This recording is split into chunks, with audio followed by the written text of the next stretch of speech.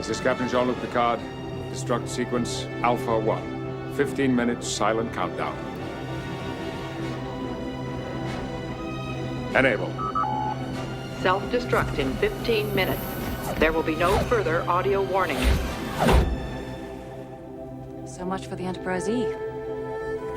We barely knew her. Think they'll build another one?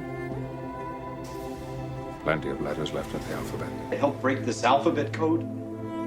This alphabet blocks. It can't be our alphabet. Take it easy, I'm new at this. What, the alphabet? So John, just for just for those who aren't familiar, could you go over very quickly the 4E cognitive science? Oh, the 4E. sure. The 4E cognitive science is that the proposal that cognition is not computation in the head. The proposal is that cognition is inherently embodied, that our embodiment matters.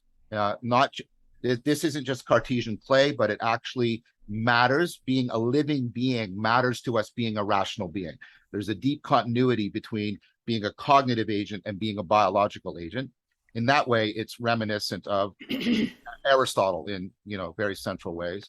So it's embodied, it's enacted. This is right out of Gibson, right? It's enacted.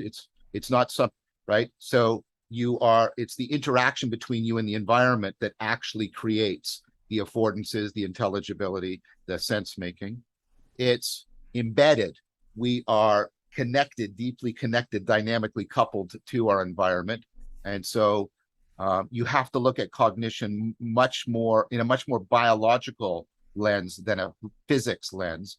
So you have to look at so you don't use physical analogies like billiard balls hitting or things like that. You say, well, look at organisms. They're involved in niche construction. They shape the environment and the environment shapes them. And so we have to look at the organism environment dynamic.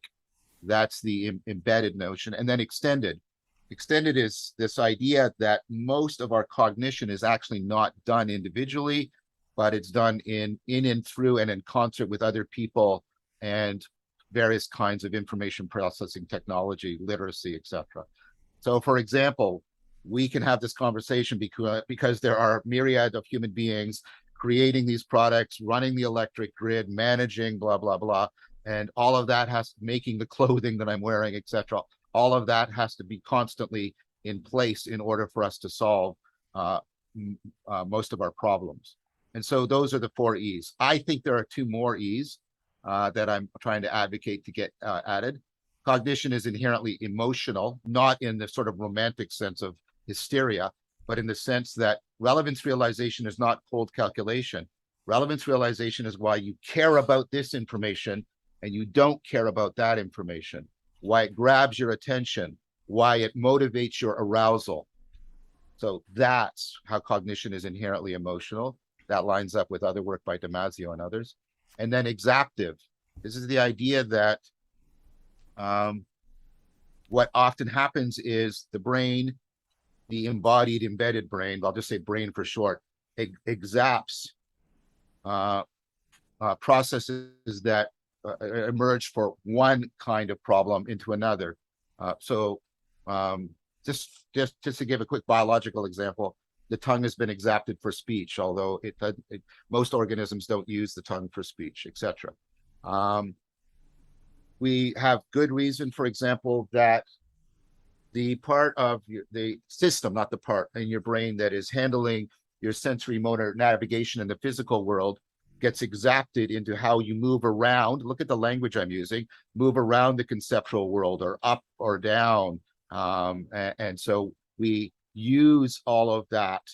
And are you following, by the way, what I'm saying? I'm almost getting to the end of it. And so we use all of that in order to navigate conceptual space. And so I would advocate adding in those 2 other E's. But this is a very different model from the Cartesian model of computation in the head.